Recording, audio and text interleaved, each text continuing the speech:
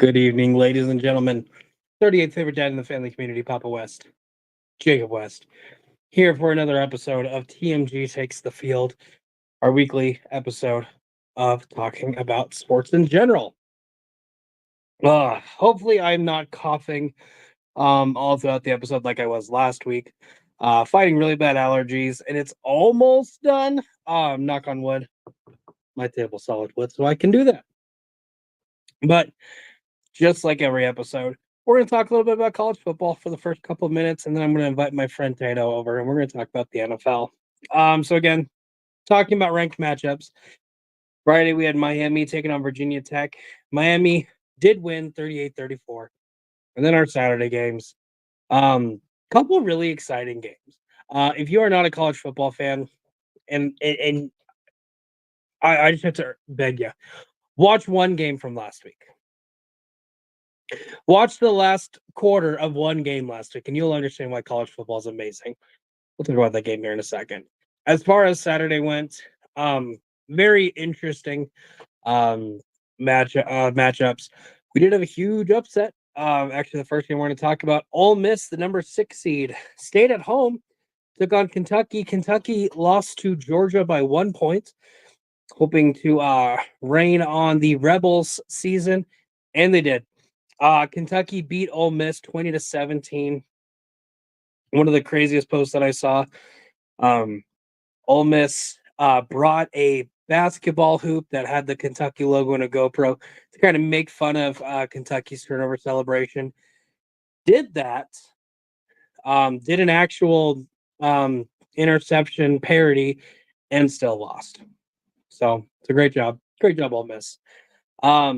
Michigan, the number 12 seed, did beat Minnesota 27-24. Started out really well, had a really good lead, and almost lost it. So some drama in Ann Arbor. Can't wait for them to play an away game. BYU, the number 22 seed, beat Baylor 34-28. USC beat Wisconsin 38-21. Oklahoma beat Auburn 27-21. Texas A&M beat Arkansas 21-17. Texas overcame Mississippi State 35-13. Clemson beat Stanford 40-14. Iowa State beat Houston 20-0. Ohio State beat Michigan State 38-7. LSU beat South Alabama 42-10. Boise State beat Washington State 45-24. Utah, another upset, lost to Arizona 23-10. Cam Rising not in the game. They did have their freshman quarterback, Isaiah Wilson, or Isaac Wilson, playing in his second game, I believe. But that being said, Cam Rising still day today. Might see him next week. We'll see. And then Oregon beat UCLA 34-13. We did have a couple of matchups featuring two ranked teams. Penn State beat Illinois 21-7. Notre Dame beat Louisville, technically an upset because Notre Dame was 16, Louisville was 15, 31-24. Kansas beat Oklahoma State 42-20. And then the game of the year, number 2 versus number 4, Georgia took on Alabama in Tuscaloosa. Alabama with the win. Again, like I was saying, if you're going to watch one game this year, watch the highlights of this game.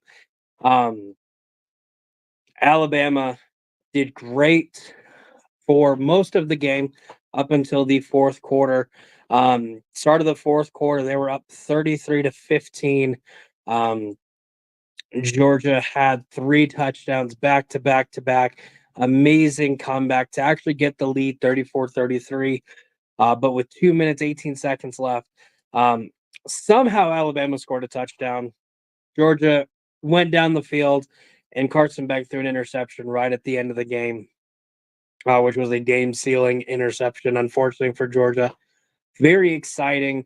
A lot of people not expecting this game to be as good as it was, obviously, with Nick Saban no longer being the coach of Alabama. Kellen DeBoer hasn't really shown much. Had the one good year with Washington, and we really haven't seen a lot other than that 1 year. So a lot of people were kind of iffy on him this year. He did not disappoint. Alabama's actually playing offense and defense, which is very exciting. So very fun game going on that happened this Saturday night, which means we had some interesting shakeups in our top 25. Texas is no longer number one. Um, Barely beating an unranked, really hasn't looked that good Mississippi State team. They did drop down to number two. Alabama jumped up to number one. And number three, we have Ohio State, Tennessee at four. Georgia didn't fall that far back. They're at number five. Oregon's at six. Penn State's at seven. Miami's at eight. Missouri at nine. Michigan in the top 10 at 10. USC at 11. Ole Miss at 12. LSU at 13, Notre Dame at 14, Clemson at 15, Iowa State at 16, BYU at 17, Utah at 18, Oklahoma at 19, Kansas State 20, Boise State 21, Louisville 22, Indiana 23, Illinois 24, Texas A&M 25. And for some reason, UNLV is in the top 25 ranking, even though there's no number beside them and there's 25 teams in front of them. But UNLV is on the list of ranked teams. What happens is there's a point voting system, and they're tied with Texas A&M. So technically they're 25th. Technically they don't have a starting quarterback. Obviously, with NIL going on right now, there has been a little bit of controversy with the UNLV freshman quarterback. Led them to 3 straight wins. Him and his dad are saying that UNLV is not paying him what was agreed upon. UNLV is going around and saying that they have paid him what he's asking for. He's just asking for even more because he's doing better. I feel like this is one of those we're never going to hear the true story. And then as NIL kind of evolves, this being really the first or one of the first years that it's widely throughout the league, we're definitely going to see a lot of growing pains. This is just one first step. Probably what's going to happen is we're going to start seeing contracts where we as the individuals are seeing like actual. Yeah, we're going to see them in front of actual see what the actual dollar amounts of these contracts are. So, yeah, you never know. Obviously, when we first saw the college football playoffs, a lot of controversy around it, and so it's going to be ever evolving. We've seen 4 teams, now they're reducing 12 teams. Eventually, we're going to get to my thought of the 64 team tournament. College football, make it happen. So now we're going to go into week 6 matchups. Again, only going to be talking about the ranked teams. Friday, we have Oregon taking on Michigan State, and then UNLV, technically the 25th ranked seed, taking on Syracuse. Saturday, with some more fun, exciting matchups. Penn State's taking on UCLA. Louisville's taking on SMU. Ohio State's taking on Iowa. Iowa has an offense this year. Georgia's taking on Alabama. Ole Miss taking on South Carolina. Indiana's taking on Northwestern. Alabama's taking on Vanderbilt. Clemson's taking on Florida. Boise State's taking on Utah State. Tennessee's taking on Arkansas. Michigan's taking on Washington. USC is taking on Minnesota. Iowa State's taking on Baylor. Miami is taking on California. And it looks like only one matchup this weekend featuring 2 ranked teams. We have the number 9 seed Missouri is taking on number 25, technically 25, Texas A&M in a fun SEC matchup. But with college football, every week's very exciting. You see a lot more drama in college than you do anywhere else, in my opinion. So it's going to be a fun one. I'm definitely looking forward to some games, and then I'll be telling you about it next week. So with that, let's quit talking about college. Let's bring in my good friend Tato. Tato, how's it going? Good. I think if Adam Sandler owned UNLV, that quarterback wouldn't be asking for shit. Adam Sandler knows how to treat his quarterbacks when they ask for too much. That's true, when there's a contract dispute, especially when the dad's involved. exactly.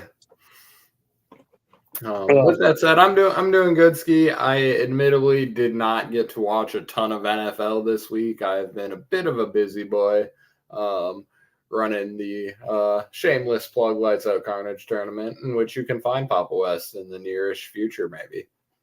Boom. We'll How's see. that? Nice. That's a good little plug. I'm not playing in the first round. I'm getting a first round bye. I don't care what you say. So can't wait to see you in round number 2 for this little fun tournament. But we finished off last week. I was up 5-11. You were at 7-9 for the week. With combined records, we're tied 25-23. We had a couple differences. What, 1, 2, 3, 4, 5, 6 differences. 6. Okay, delightful. Looks like it. Yep.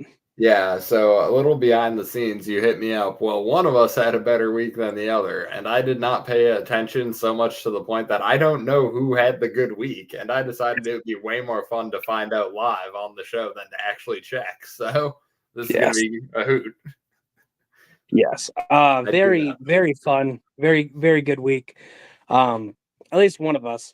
So what I will say is one of us went 12-4. The other one went 8-8. Oof.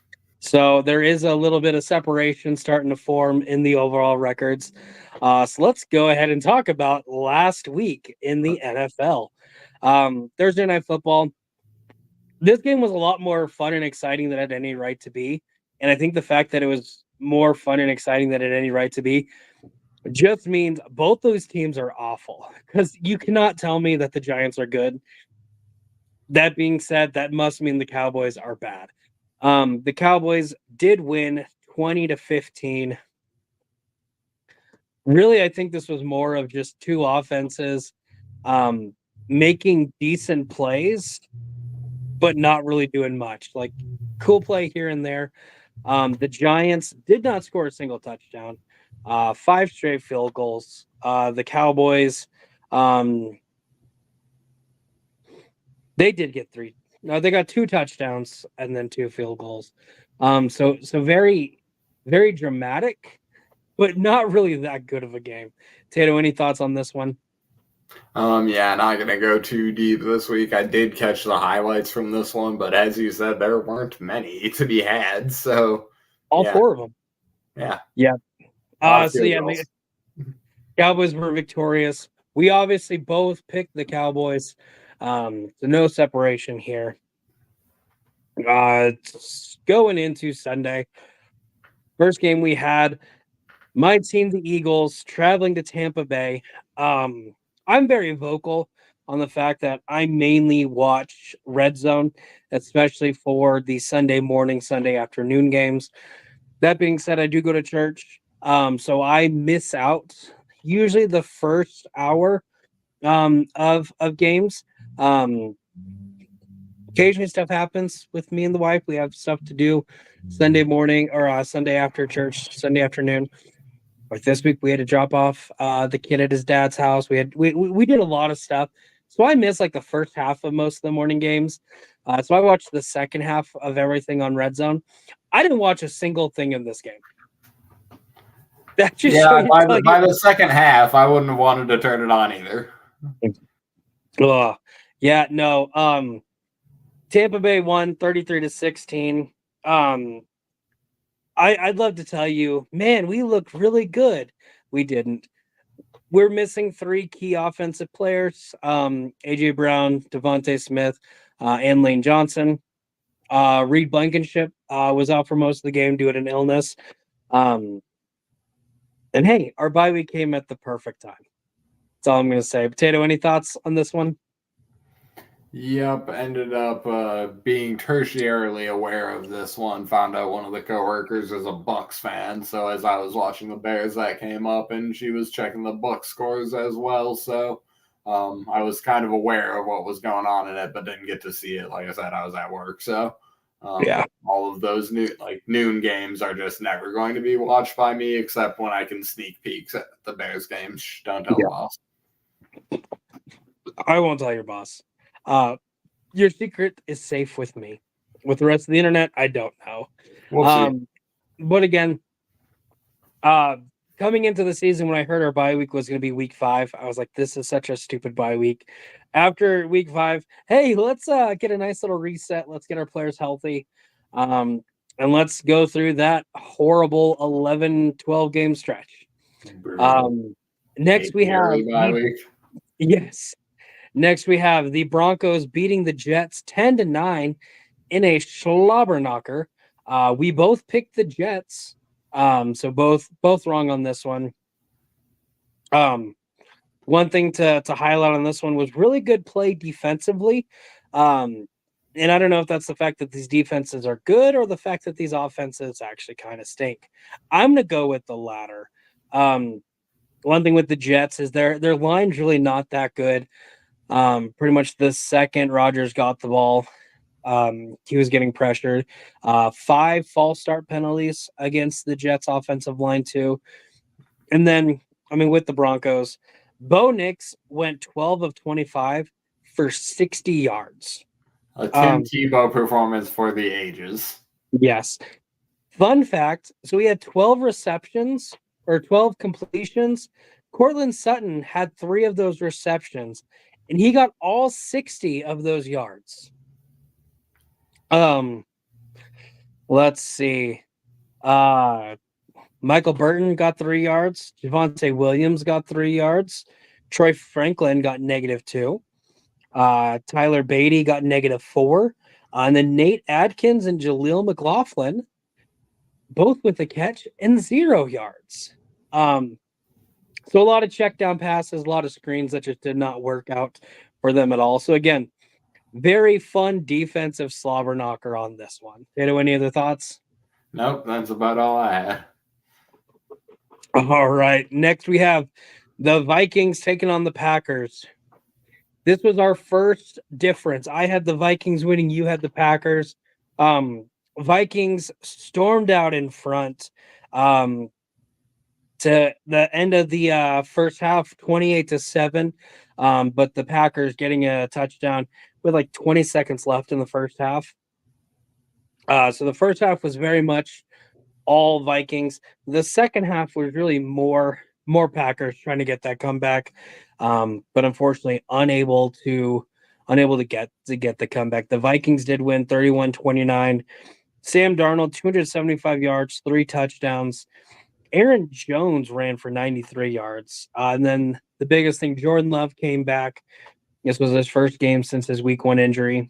389 yards, 4 touchdowns, but unfortunately 3 interceptions is hard to bounce back from. Um, well, I was listening to ESPN Radio this morning. A lot of debate going on about 3 teams in this division probably being the 3 best teams in the NFC. I don't completely agree with them. There are a couple teams I will put ahead of Green Bay. But that being said, the Vikings are scary. The Packers are kind of scary. And then we'll obviously talk about the Lions very soon. But Tato, what were your thoughts on this one? Yeah, this one I actually did get to see a lot of game action, like a lot of the good game action. I took my lunch break, got into the break room where the game was on the TV, and it was the Packers were down by 3 touchdowns, but they were right on the goal line. It was at that point. So I saw them score the touchdown. Then I saw Darnold get sacked into fumble-aya. And then I saw the Packers score again. So in that 10 real minute stretch where the Packers scored 14 points, I did catch. And I was like, oh, so maybe a comeback's brewing. But then by the time I peeped the score, it was over pretty much. Too little too late, I guess. But yeah, definitely a hell of a game. Yeah, and then the Vikings scoring in the second half, obviously getting a little more out of range for the Packers. But again, that was our first disagreement. The next like 4, we have the exact same. So you still have to wait for me to tell you who had the better week of the 2 of us. Next game, we have the Falcons beating the Saints 26-24. 2 really good offenses, 2 very underrated defenses, in my opinion. Um, Both quarterbacks throwing interceptions. However, Derek Carr's interception did lead to a 47-yard interception return pick six, which kind of cost them the game, um, as the Falcons won by 2 points. But Tato, what were your thoughts on this one? Yeah, this was one of the ones that I just had no data on, so I got Yeah. nothing. Big kicker game on this one too. Young Hoku got the game winner. It was like a 50-something yard field goal, but both kickers were very active in this one. Next game, the Bengals trying to get that first win, taking on the Panthers. Bengals were victorious 34-24. I'm going to highlight both quarterbacks here. Joe Burrow, 232 yards, 2 touchdowns, and an interception. Andy Dalton, 220 yards, 2 touchdowns, and an interception. Very good performance by both teams. Getting a 10-point win is definitely no small feat. But Bengals finally get that win. Um, but the Panthers are actually a lot more competitive since they made that switch over to Dalton. Yeah. My question to you, Tato, is this just a team seeing a resurgence, or is Bryce Young just a really bad quarterback? I don't know that he's bad, but he's just not having a super fantastic start to the old career there. But like just looking at the Justin Fieldses and the Geno Smiths and the Sam Darnolds, there are just sometimes where teams and quarterbacks don't match up, and then they have to find a resurgence later. So Yeah. hopefully that will be the way it goes for Bryce Young. If he is indeed done in Carolina, it may. I mean, we'll see what happens. I'm not ready to say he's done in I don't think Carolina. so. Yeah. If there was like any other quarterback taking a spot instead of Andy Dalton, I'd probably be more apt to say that. But like Andy Dalton, Joe Flacco is like if that's your starting quarterback, he's not going to be there for long because he's not going to be playing for much longer. Yeah. But like if they had Sam Darnold, man, could you believe like the Panthers team with someone like Sam Darnold or Baker Mayfield? That'd be That would be crazy. whack, dude. Yeah, what in the world? But if they had somebody who's only been in the league for like 5-6 years, I'd definitely be a little more inclined of, maybe this is the last we see of Bryce Young in Carolina. Um, and again, if you take a veteran quarterback, especially one who has been successful like Andy Dalton, obviously no awards or accolades, but just as far as overall career, he's had a very good career.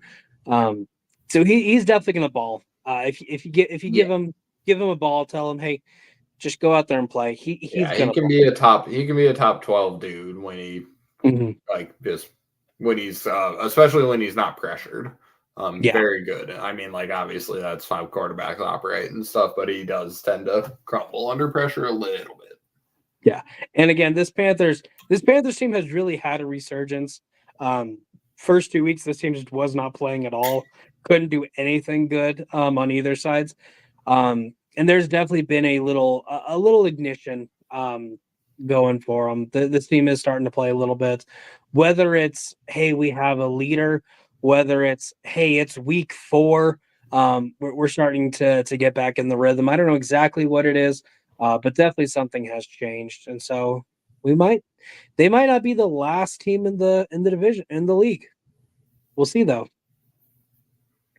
Next, talking about the last team in the league, the Jacksonville Jaguars trying to get their first win, unsuccessful. The Houston Texans beat them 24-20. This one was really exciting. Jacksonville was in the red zone quite a bit, trying to get that go-ahead score. The Texans defense just too much for them, getting some good stops. CJ Stroud balled 345 yards, 2 touchdowns. Nico Collins, currently the NFL leading receiver as far as yards goes, 151 yards, 1 touchdown. Good performance there. Trevor Lawrence, 169 yards, 2 touchdowns. One to Brian Thomas Jr., the other one to Christian Kirk. So not a horrible performance. I've definitely seen some other teams win with an even worse quarterback stat line than Trevor Lawrence. But again, just not able to get it done in Houston. So Jacksonville still has yet to get that win. Hopefully that changes soon. But Tato, what were your thoughts on this one? Hopefully it doesn't change in 2 weeks, but we will see what happens with the old kitty cats there. But yeah, it's kind of rough sledded, and I do definitely. It's a bummer, but obviously Stroud as a unit, closer a closer game than I think anyone anticipated. At least according to the scoreboard, I didn't see a ton. So if the scoreboard, like I don't know if the Jags ended up with like a garbage time TD or how that score happened that No, way. so actually, the Tech it was very close for the first half. Oh wait, Only no, two. now I remember the Yeah, Texans had to score in the last second, right? yeah, Yeah.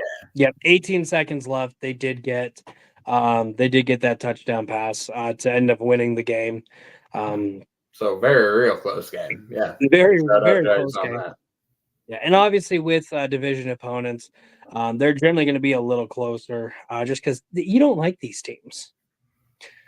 All right. Next game, we were the same, but we were both wrong. The Steelers trying to keep their undefeated season, traveling to Indianapolis. Um, Indianapolis did get the win 27-24. That being said, Anthony Richardson did leave the game.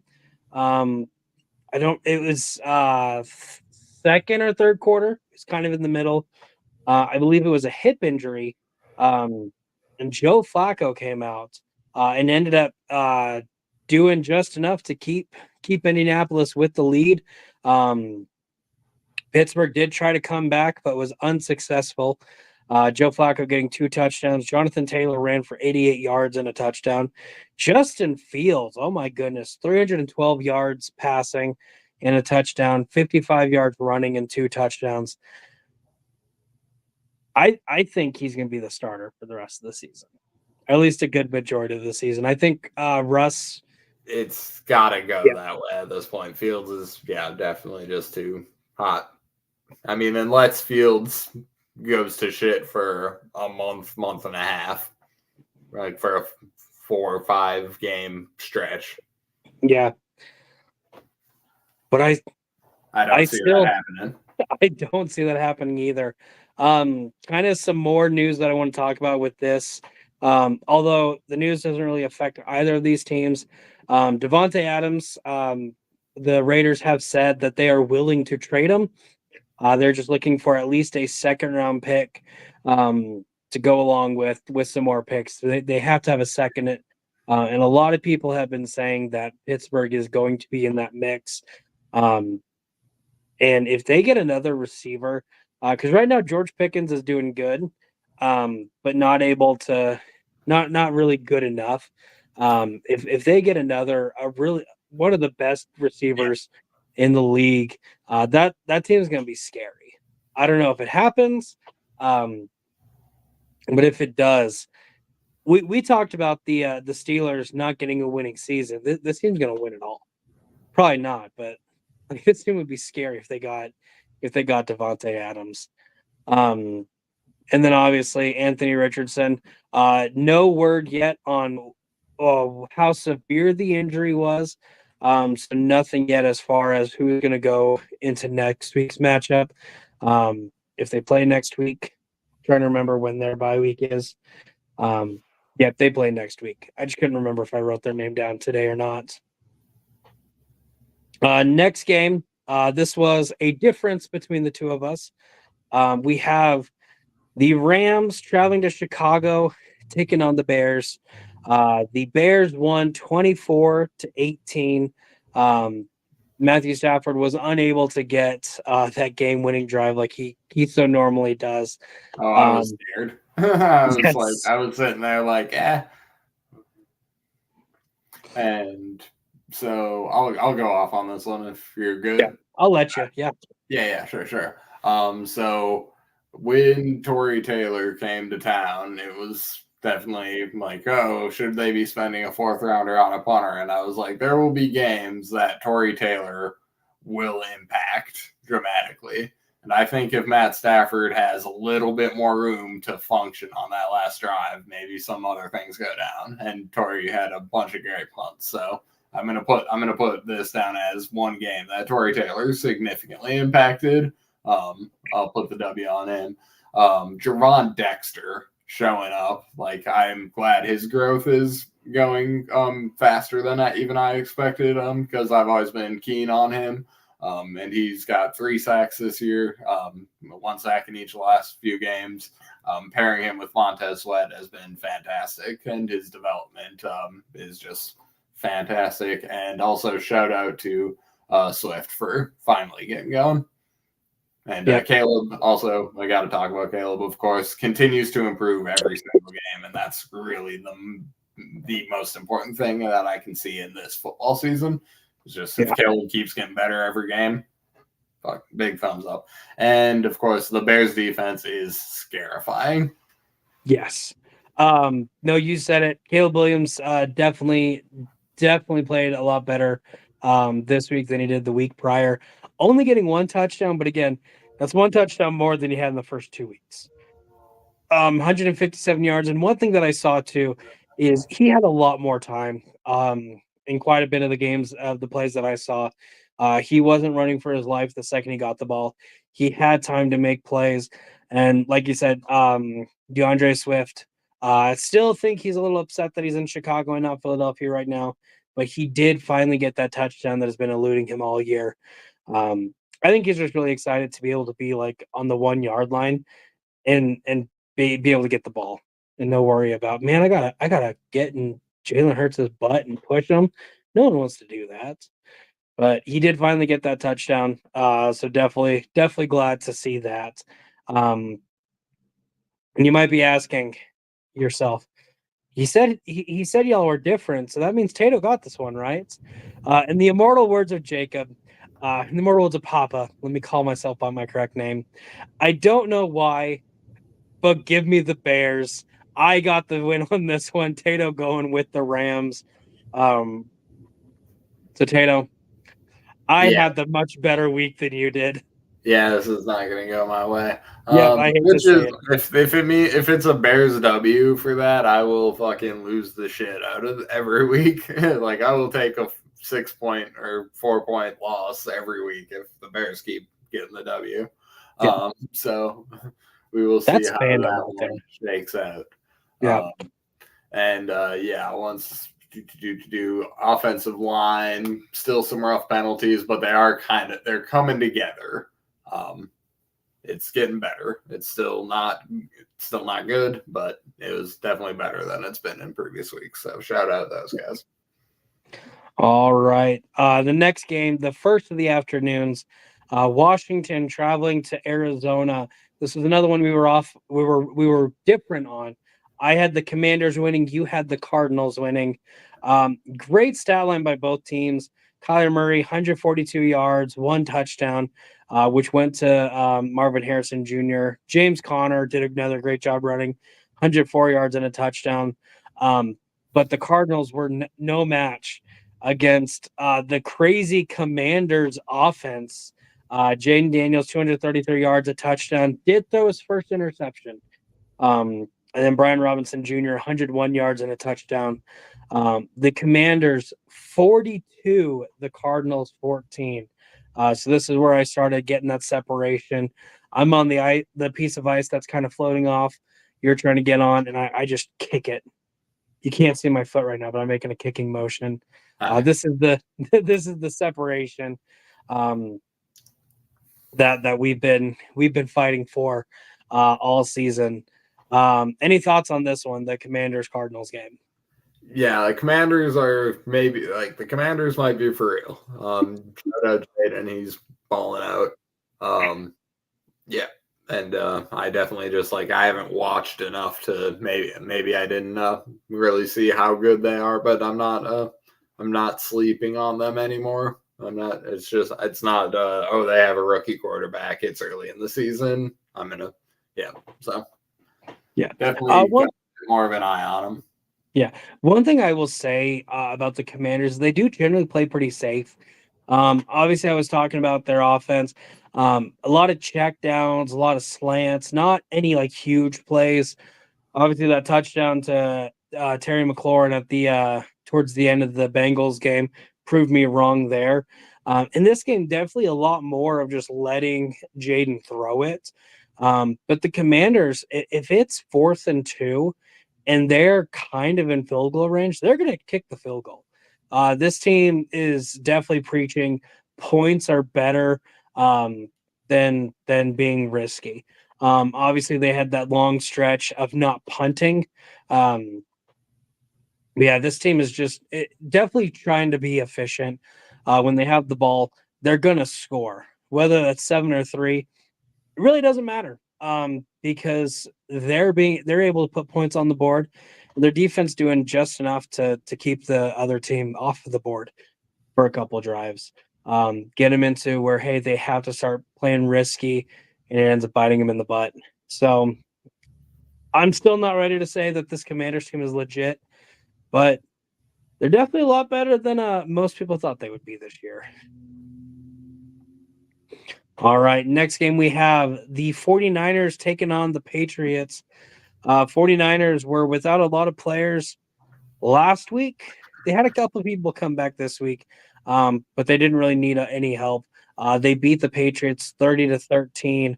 Brock Purdy with 288 yards, Jordan Mason 123 yards rushing. Definitely another big thing. Fred Warner got a interception return. Biggest surprise on this one is that Jacoby Brissett finished the game. Kind of was expecting them to throw Drake May in there at some point, but they never did.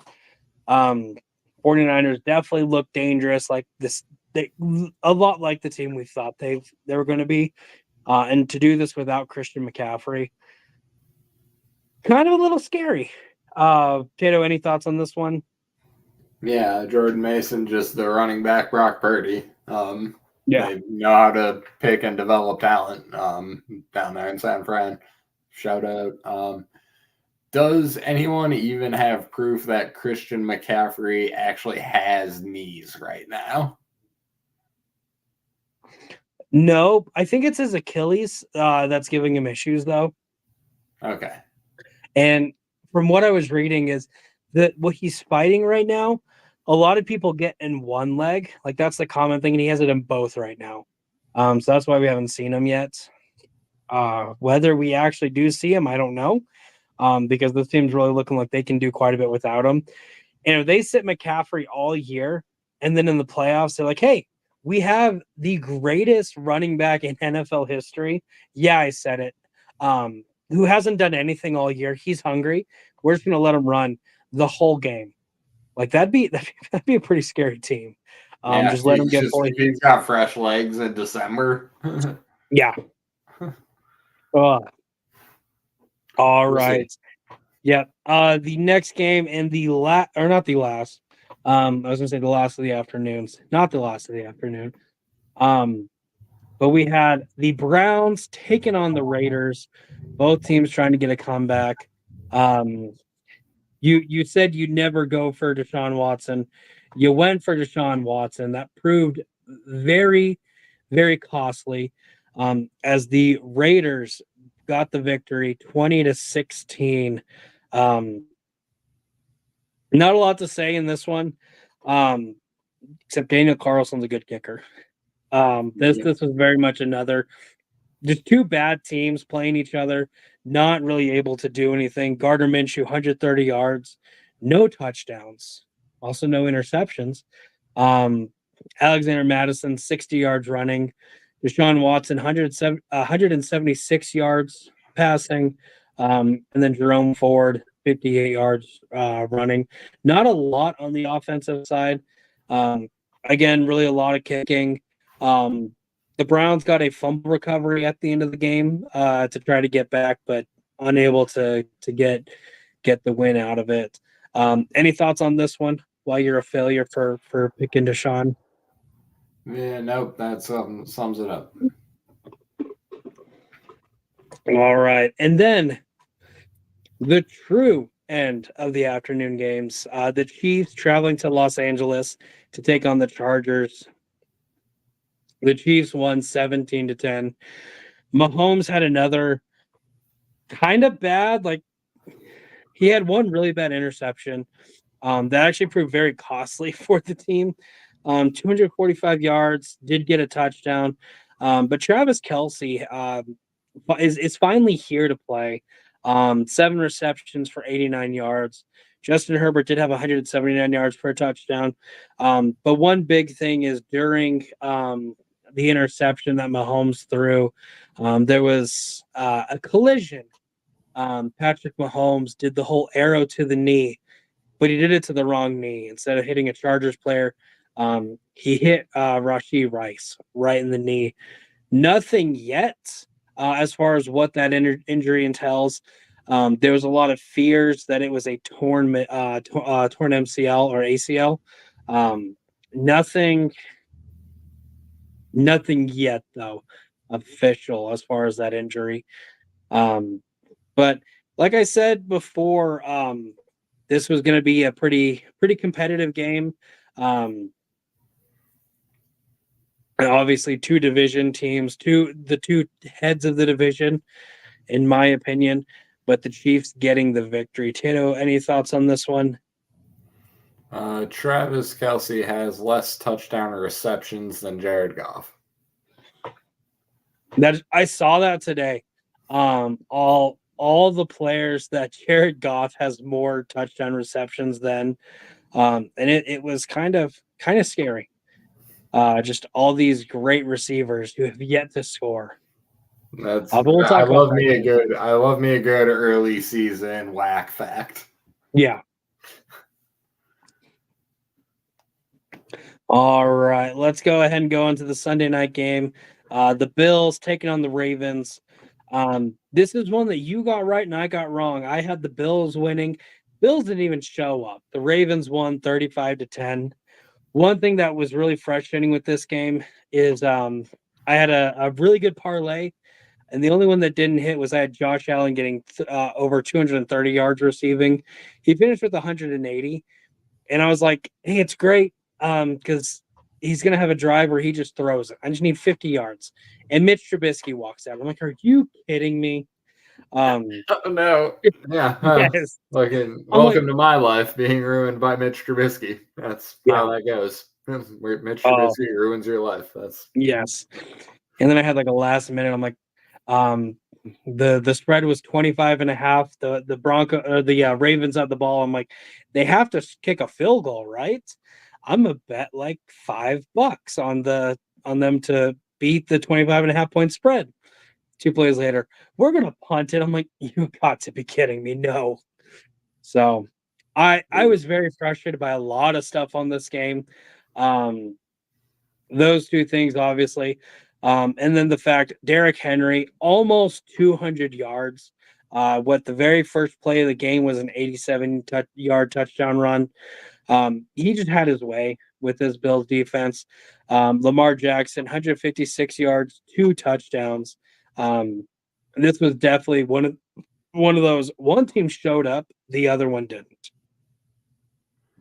Yep, like I said, Lamar is balling out right now. I think he's gonna continue to probably keep that momentum going. I think the Ravens are better than I maybe initially gave them credit for. Derrick Henry, that guy's worth $7 million, right? A wink. Yeah. Pay your running backs, people. Pay your running backs. It's like, could you imagine the Cowboys if they had a run game? Like, if you were to tell me that Derrick Henry wanted to play in Dallas, I'd be scared. But obviously, like, if they're not even going to give him 7 million, there's no way he had any interest in playing in Dallas. What are the Cowboys doing? Come on. All right. We had a doubleheader on Monday. You know what my favorite part about doubleheaders is? Saying head. No, I have to deal with a horrible game for about 20 minutes, and then I can change to the really good game and have no intention of switching back to the really bad game, except maybe during halftime. But I didn't do that. I just watched the halftime show. The first game, A little bit of controversy that we'll talk about. The Titans traveling to Miami. This was one we were different on. I had the Titans, you had the Dolphins. But like I said, after watching the Dolphins play the Seahawks, I was like, man, this is the worst team in the NFL. After watching the Dolphins lose to the Titans, yeah, this is the worst team in the NFL right now. Tennessee getting the victory 31-12. But that being said, it was 0-0 second drive. Will Levis had a really good run. I need to preface this. He had a really good run and then dove for the first down. But the way he hit the ground, injured his shoulder, took him out for the game. Um, Meaning Mason Rudolph got to come out. His very first drive, they kick a field goal. And the really funny thing was during this whole time, the commentary is like, "Oh my goodness, it's quarterback competition. Do you put Will Levis back in? Do you stick with Rudolph?" It's like, guys, shut up. They kicked a field goal. Who cares? But they didn't. They kept Rudolph out there. He ended up getting 85 yards. That was it. Tony Pollard had a decent game, 88 yards, running one touchdown. But again, the Dolphins very much need a decent quarterback. They had Travis Huntley out there. A lot of people are like, man, he's a Pro Bowl quarterback. He was on the Pro Bowl with a Ravens team that he somehow was a part of, somehow showed up and did just enough for this Ravens team to keep winning. I don't think Travis Huntley is as good as most people think he is, and he showed it against the Titans team. But again, the Titans win 31-12. Tato, any thoughts on this one? Yep, I do actually have a couple. One that I forgot to share. On like if you could predict the injuries, there are a couple of shifts I would have made there. Because one, if I would have known Joe Flacco was coming in, I would have bet on that guy. Because say it with me, man, Flacco. Yeah. And alternatively, if I would have known Will Levis wasn't going to be there, I would have picked the Titans. So, yeah, shout out Mason Rudolph, who is great as long as no one's swinging a helmet at him. Hey, you can't lose the game if you aren't at the end of it. There it is. So true there. So true. But again, this was a little bit more separation for me as our last game. No differences. We both picked the Lions. The Seahawks traveling to Detroit. Very fun, exciting game. Two offenses that just tore each other up.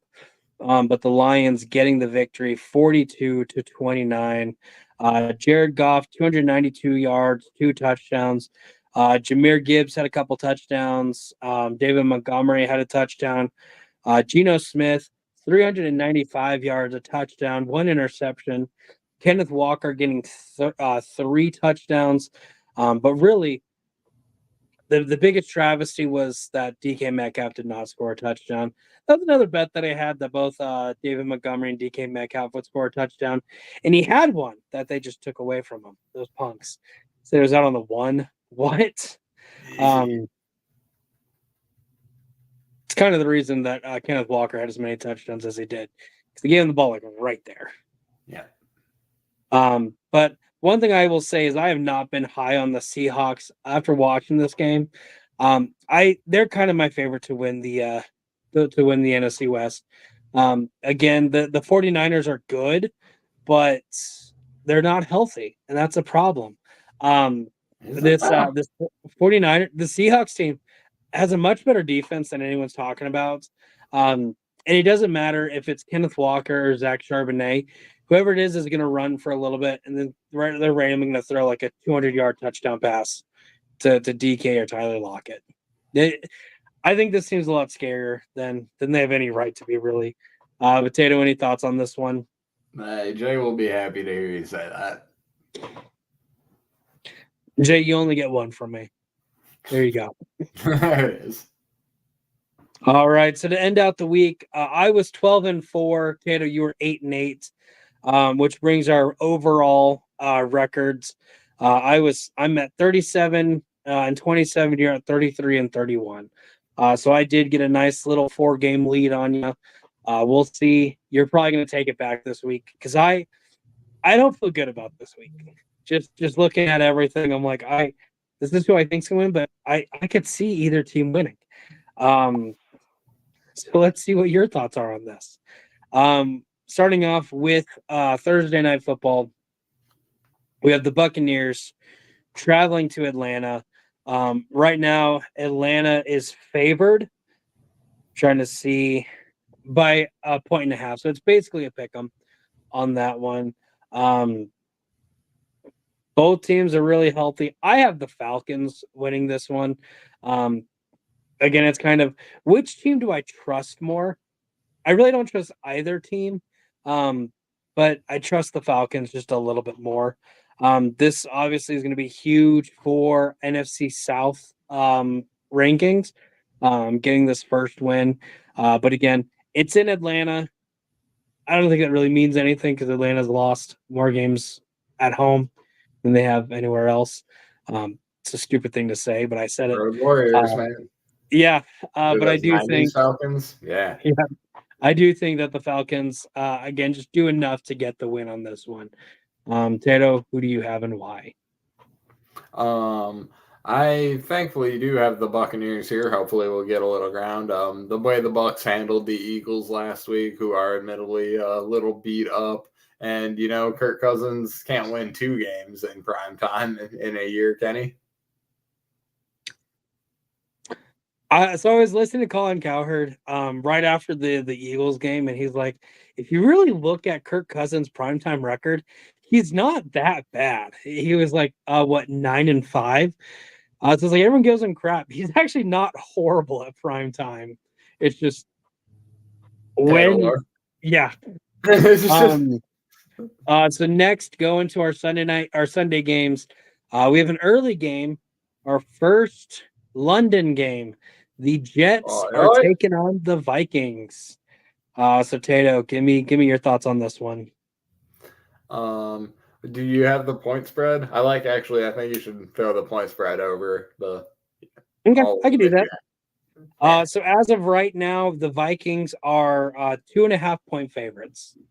54% chance of winning it. So on paper, it's very close. Gotcha. All right. With that said, I do have the Vikings. I'm hoping me picking them will make Sam Darnold turn into a pumpkin here because I need it's either going to be it's going to be too ugly at the top of the NFC North if the Vikings are there. So I need the Vikings to start taking some L's and hopefully especially the Bears have a relatively soft schedule coming up. They should be able to pick up at least 3-2, 4-1. So definitely need the Vikings to peel it back a bit. Sam Darnold, do the thing. Do the Sam Darnold thing. Come on, buddy. You want. Well, you've been saying all year, week 4, Sam Darnold MVP. So I guess that means week 5, the MVP conversation goes out the window. So this is one that I actually changed. Whenever I first was typing everything out on the spreadsheet, I'm like, I think the Jets, a little bit older of a team. Aaron has traveled to New York before, and then I started thinking, kind of reviewing a little bit of the game against Denver, and it's like, man, this team is really bad, and traveling to London's always that tricky one because you're week short, even though you're not really that short of a week. And that Vikings defense is just too good. So I actually talked myself into changing to the Vikings. I think this is going to be a pretty close game. Obviously, with the London games, we generally see closer games. I just trust that Vikings defense more than I trust anything else on the field. Vikings D, I think against that Jets line, that's why I picked the Vikings. Yeah, and that being said, I trust the Vikings defense more than I trust Aaron Rodgers. That should tell you everything you need to know about Aaron Rodgers right now. All right, traveling back to the States, our next game, the first for the 1:00 games, we have the Ravens taking on the Bengals in Cincinnati. The Ravens are 2.5-point favorites, though. I do like this game. Obviously, two division rivals. This is going to be a very interesting game to watch. You're going to see two teams that just do not like each other. But both teams are kind of clicking right now. But one team is clicking a lot more than the other team, and that's the team that has multiple wins. I think the Ravens travel to Cincinnati, embarrass the Bengals, and get the win. Yeah, I have the Ravens in this one too. I was hoping this would be one where you might get a little froggy and take the home team off of the win, but obviously it did not come to pass. So will not gain any leads or lose any leads on this one. Yep. All right. We'll see if here's where we change up. The next game we have the Colts traveling to Jacksonville. Um, Although the Colts have 2 wins and the Jaguars have yet to win, the Jaguars are 3-point favorites. So far, nobody has been ruled out. Anthony Richardson is questionable, so no idea who is going to be their starting quarterback. But Tato, we go to you first on this one. Even without knowing the Colts QB, I am going to go Colts here. I think I'm kind of hoping it's Flacco, who doesn't want to see a little more Flacco magic. And I definitely think that the Wiley vet would get it done against Trevor Lawrence for sure. But if they deem Richardson healthy to play, then that will be for a reason. And I assume he will also get it done. The Jaguars are just kind of in a rough shake right now. I probably won't be picking them until I see them get a W, or unless they are against a Giants Panthers level organization. Okay. So we finally have separation. I have the Jaguars getting their first win. I think this team does finally start getting that fire that they need of, hey, we lose, we go 0-5, we're done. We go 1-4. We have some momentum. We can turn that around something. They've been close twice. That being said, if it's Flacco, I can't change my pick because I've vocalized it now.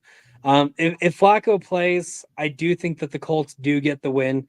If it's Richardson, I don't think he finishes the game. He's gotten hurt once. He's going to get hurt again. And then just Flacco not playing a full game. We're not going to see the magic. I'm sorry, Tato. We saw the magic against the Steelers, but Joe Flacco tearing up the Steelers is just vintage of Joe Flacco. He's Exactly. good at that. I have the Jaguars getting their first win. All right. Next, we have the Dolphins traveling to New England, taking on the Patriots. The Patriots are a 1-point favorite. One thing I also did not say, we definitely will not see Tua because he was on IR. But I do think like he has one more game of ineligibility, and we might actually start seeing him play after that. Everyone's saying he's concussion symptom free. I don't think he's quite clear concussion protocol yet, because I think it's one of those they're not going to worry about it until closer to the him being off of IR. But we might see Tua in a couple weeks, which is weird because everyone was like, "This guy needs to retire." And after watching this team play, it's like, man, he needs to play. People turn cut real quickly sometimes. Real quickly. So I'm going to go first on this one. We've seen the Dolphins really struggle altogether. I think the Patriots have that defense that it's not going to bring home any awards, but if you're going to beat the Patriots team, you're going to earn that win because that defense is better than a lot of other defenses. And I think that they're able to get a good run game going behind Ramondre Stevenson. So I do think the Patriots get the win against the Dolphins here. Tato, what's your pick? On this occasion, I have the Patriots getting it done. I just think like the home game of it all, the Dolphins not clicking really on any cylinders. Definitely picking the Patriots, which I did not expect to be doing. They are a bit better than I expected, I think. And it's just slight pick for the Patriots. And also since we're talking Patriots, I never brought it up, and it came out this week that Tom Brady was almost a Chicago Bear. Yeah, I would. I'm sure. Oh, by the way, yeah, Mitch Trubisky and Nick Foles went to the playoffs that season. I'm sure Tom Brady would have done a little better than those Yeah. guys. Fucking Bears could have won a Super Bowl 4 years ago. God damn it. But say, was that no that wasn't the year, because I was thinking that was the year that it was the Bears versus the Eagles, and the Eagles won because of the double doink. That was the year before, because that was the year after the Eagles won the Super Bowl, and Yep. Tom Brady had a year after Yep. that Super Bowl loss that he was still in New England. So never mind. I'm just gonna make you relive the double doink memory. You're welcome for that. Dunk dunk. All right. So next we have Cleveland traveling to Maryland, because they play in Maryland, to take on the Commanders. The Commanders are 3.5-point favorites. Tato, you're going first on this one. I got the Commanders here. Like I said, I'm not sleeping on them anymore. And obviously, with the way the Browns pick went last time, I can't pick them. So double, like, I am both picking the Browns to lose and the Commanders to win. Double points. Yeah, I'm in the same boat. I have the Commanders winning this one. Although I do think this is the game we start seeing Jaden actually playing somewhat decent defenses. Myles Garrett, the man's lethal with a helmet. He's very good when he's actually wearing that helmet, though. I think he's gonna give Jaden just a little too much pressure, and so we're gonna start seeing kind of we're gonna start seeing some of those rookie mistakes that we normally start seeing. See some of the reasons why the Tigers didn't go to the college football playoffs when Jaden won the Heisman. And we're gonna start seeing why, which is going to start by next week. Them getting their tails handed to them, but that's for next week. This week, the Commanders do just enough to get the win. In my book too. Next, we have the Bills taking on the Texans in Houston. That being said, the Bills are 1-point favorites.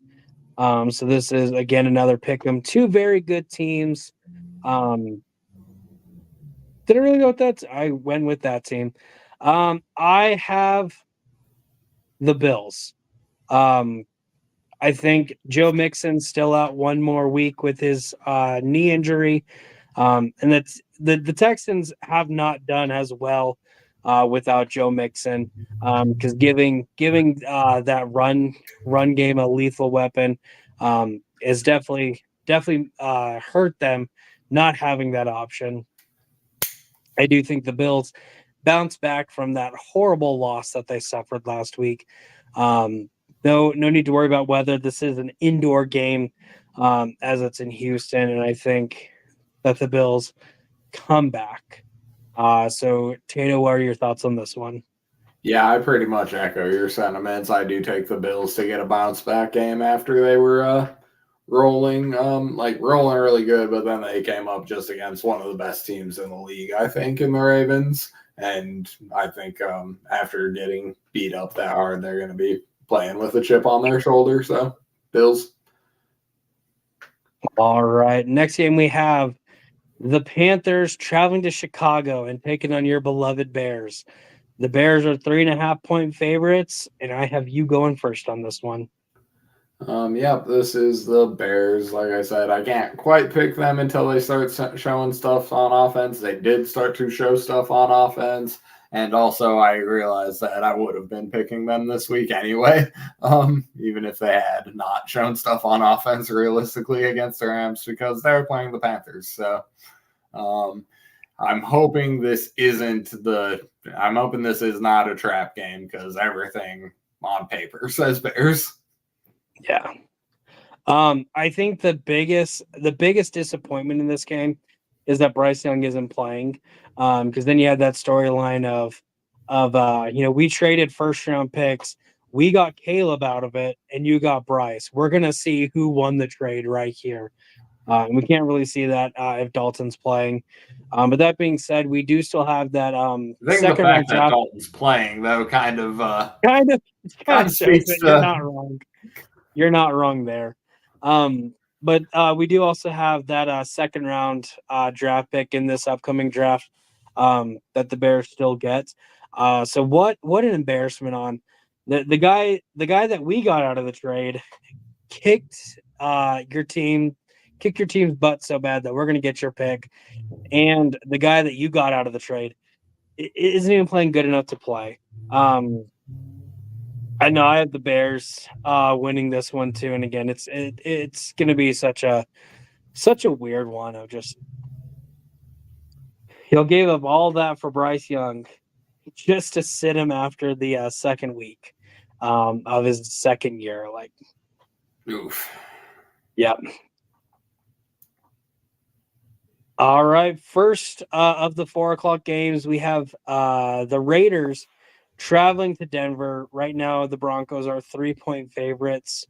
One thing I didn't talk about is that Broncos defense was really good, and that's without their biggest defensive weapon. Alex Singleton, their linebacker, tore his ACL last week, so he missed out on this game.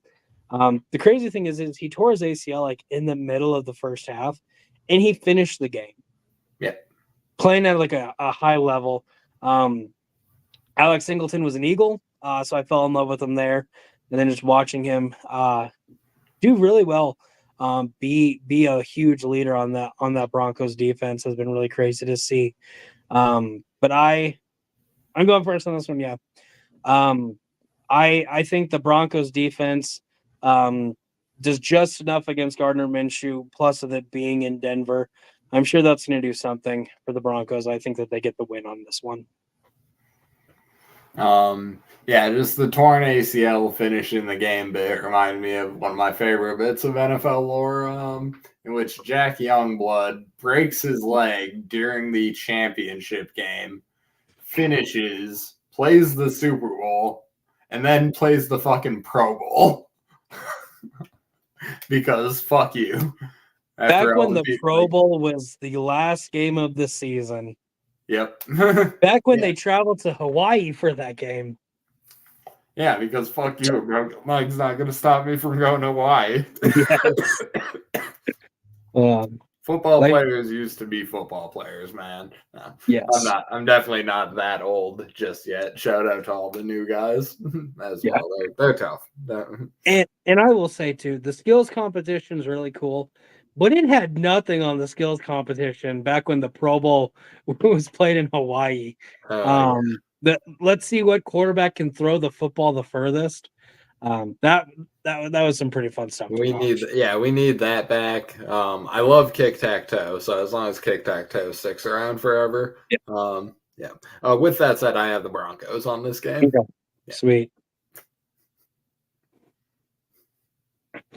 Can we just reminisce about old NFL stuff? Get the nostalgia flowing. All right, our next game, we have the Cardinals traveling to San Francisco to take on the 49ers. 49ers are 7.5-point favorites. You're going first on this one. I got the 49ers here. Obviously, Cardinals did not do me good, and why would you pick against the 49ers at this point? You'd pick against them because they've lost twice. In both games, they look pretty bad. That's why you go against the 49ers and go with the Cardinals. I'm very surprised at this spread. I realize the Cardinals are 1-3, but they've had decent games. I think this game's going to be close because I don't like the 49ers secondary. And Marvin Harrison Jr. has been playing really well. And so I don't know if the 49ers defense can get to Kyler fast enough. But that being said, I do have the 49ers winning. All right. Next game we have the Packers are traveling to Los Angeles and taking on the Rams. The Packers are 3.5 point favorites. I do think this is where Jordan Love gets his first win of the season. Again, this Rams team is really beat up. And I think that the Packers team is just going to be too good. They're also really healthy, obviously getting Jordan Love back. They have a really good run game, really good receiving core that I don't think the Rams are able to do anything against. I have the Packers winning pretty good on this one. Yeah, I'm gonna echo the sentiments there. I think the Packers will do pretty similar or worse than the Bears did to the Rams. Maybe Matt Stafford will find that NFC North magic that he didn't find in this game. And I'm hoping that happens because I could see this down the line common opponent if the Rams can get the Packers, and then there's a little tie at the end of the season. Bears get in by virtue of beating the Rams. I'm just putting that into the ether right now. Yeah. So we can come back to it when the playoffs happen. If you speak it, it's bound to happen, right? Yeah. No, it's not bound to happen. But you never know. You never know. And so, who do you have winning this one? Picking the Packers.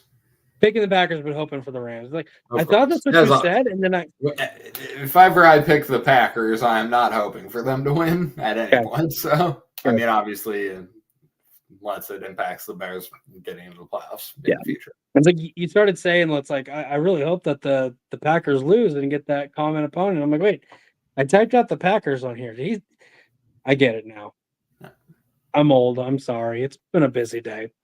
All right, our next game, we have the Seahawks, or we have the Giants traveling to Seattle and taking on the Seahawks. Right now, Seattle is a 6-point favorite. Tato, you are going first on this one. Bitch pigeon. Can't pick the Giants, and I would probably pick the Seahawks to get a bounce back W against an even better team. Yeah. It's like you say bounce back victory, but it's like you don't look at that defeat as a bad thing because they played very well and they're taking on a very bad team at home. The Seahawks are a much different team when they have the 12th man out there. Daniel Jones with any adversity is going to start throwing a lot of interceptions. So I sharing that sentiment, I have the Seahawks winning this one too.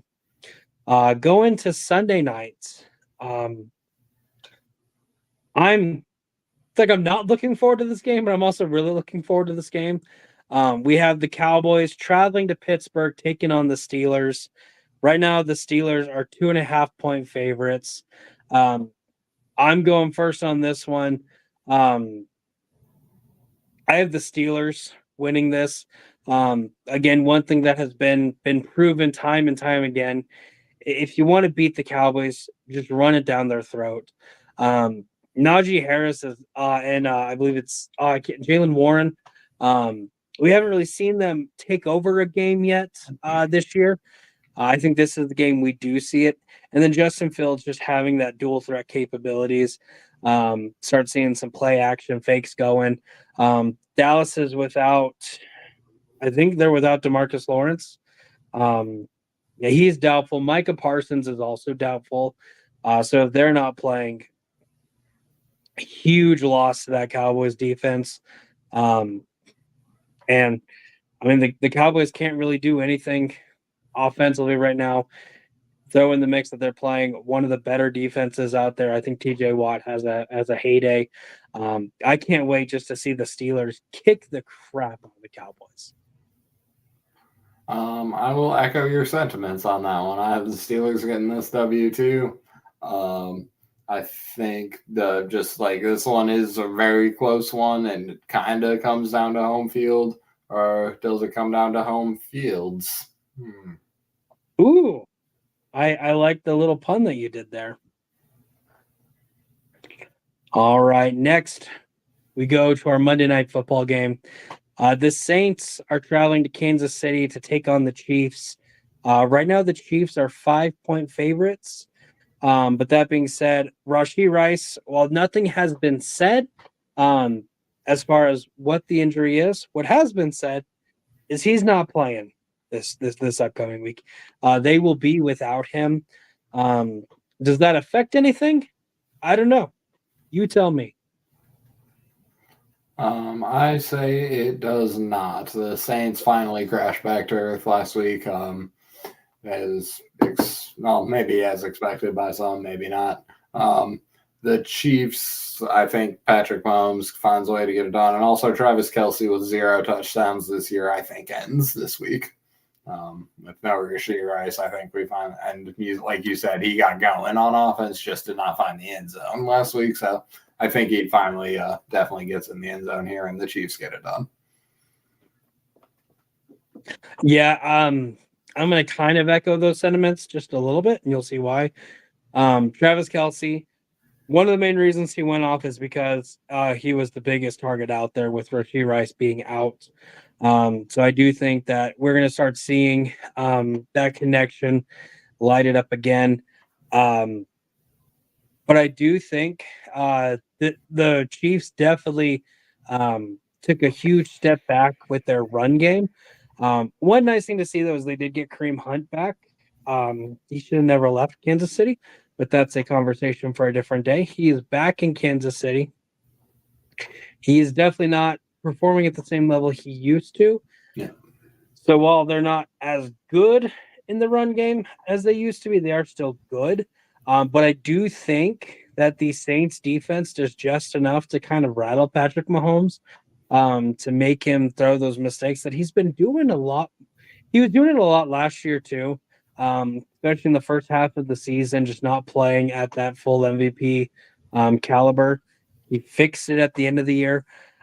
I do think the Saints somehow get a victory here, bounce back, because again, they've had 2 straight losses on 2 very winnable games.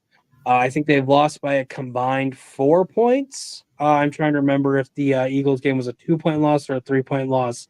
And then obviously they lost to the Falcons by 2 points. I think it's going to be close. I think it's going to be fun. But I have the Saints getting the win and knocking the Chiefs off of their little undefeated streak. So we're very similar. I'm going to count it one more time. I think we are separate on 3. See, yep. Chiefs, Saints, yep.